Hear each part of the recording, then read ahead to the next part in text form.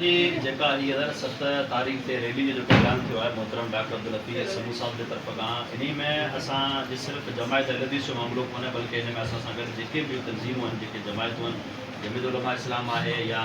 अहिड़ी तरह सां जमायत इस्लामी आहे ऐं अहिड़ी तरह सां ॿियूं जेके बि तंज़ीमूं आहिनि उहे अलहमदुलिल्लाह इन मामले में असां गॾु आहिनि। इन में असांजो जेको मुतालबो आहे 7 तारीख़ जी रैली में उहो जाइज़ मुतालबो हुई त लोहारी जे अंदरि जेको 144 कलम सुप्रीम कोर्ट ऑफ पाकिस्तान जे फ़ैसिले मुताबिक़ नाफ़िज़ थींदो हो ऐं उहो हिन खां अॻु में हिकिड़ो मसनूई हज थींदो हो जंहिंजे ख़िलाफ़ बाक़ाइदा हिकिड़ा फ़ैसिला आया पाकिस्तान जी आज़ादी खां अॻु में बि पाकिस्तान जी आज़ादी खां बाद में बि हाई कोर्ट जो फ़ैसिलो हो 55 जे अंदरि अहिड़ी तरह सां 56 में सुप्रीम कोर्ट जो फ़ैसिलो हो त उन फ़ैसिले खां पोइ केतिरनि ई सालनि खां 144 कलम लोहारी जे अंदरि नाफ़िज़ थींदो अयामुल हज में जेके हज जा ॾींहं आहिनि त हिन साल बाक़ाइदा उन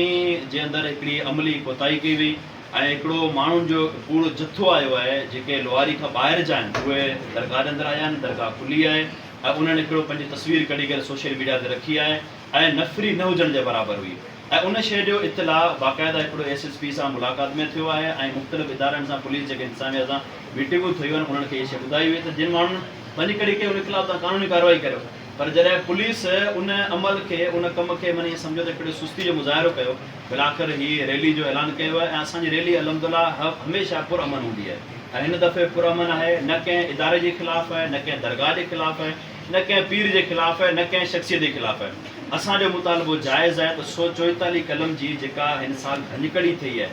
जिन माण्हुनि इन कानून जी भञकड़ी कई आहे उन्हनि जे ख़िलाफ़ु जेके उनजा सहूलियतकार थिया आहिनि उन्हनि जे ख़िलाफ़ु जिन उन्हनि जी सपोर्ट कई आहे उन्हनि जे ख़िलाफ़ु बाक़ाइदा कानूनी कार्रवाई कई वञे ऐं उन खां पोइ उहा रैली अॻियां मुमकिन आहे एहतियाती सूरत इख्तियार करे पोइ जेको अॻियां असांजी क़यादत जो फ़ैसिलो हूंदो उन ते असांजो पोइ इंशाअल्लाह ॿुधंदासीं।